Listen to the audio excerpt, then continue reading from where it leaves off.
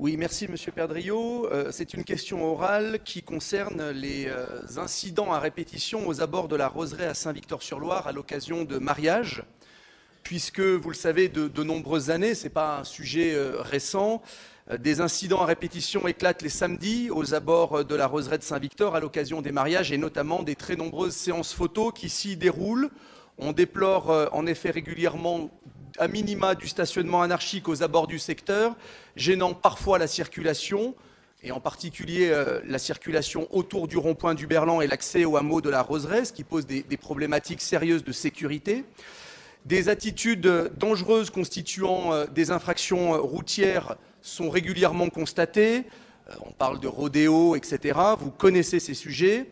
L'installation d'une caméra au Berlan accompagnée de la promesse, semble-t-il non effective, et je pèse mes mots, semble-t-il non effective, de vidéo-verbalisation, n'a pas changé grand-chose, en tout cas jusqu'à présent.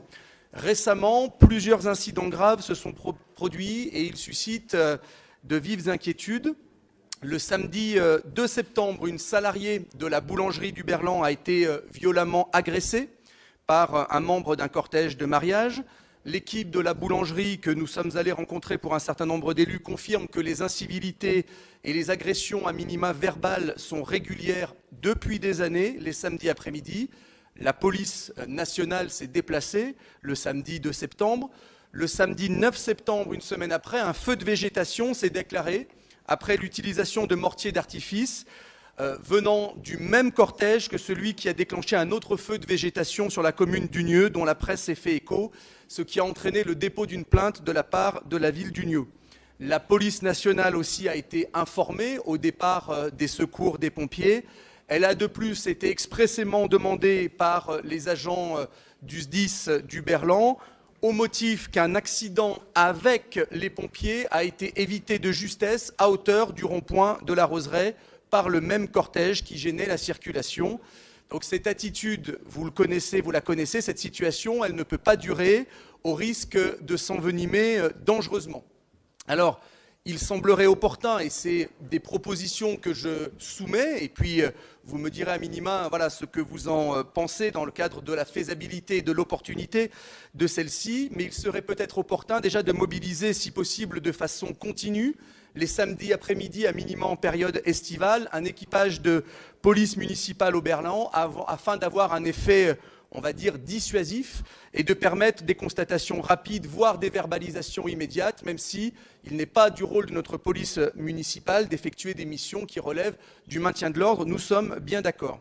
Et à moyen terme, et alors que les interventions lourdes prévues sur la Roseraie, notamment en termes d'investissement pour replanter, etc., ont été repoussées depuis de nombreuses années, il pourrait être envisagé de clôturer ce parc de la Roseraie et tout simplement de le fermer les samedis en journée, de 10h à 20h par exemple, tout simplement afin d'éviter d'en faire un lieu de rassemblement qui pose problème et d'endiguer l'ensemble des problématiques que je viens d'évoquer, tout en laissant cet espace en accès libre le reste de la semaine lorsqu'il n'y a aucune difficulté d'usage. Ça me paraît être une mesure de bon sens, à un coût a priori raisonnable tant en investissement qu'en fonctionnement, puisque d'autres parcs de la ville sont ouverts ou sont fermés parfois quotidiennement par les agents municipaux.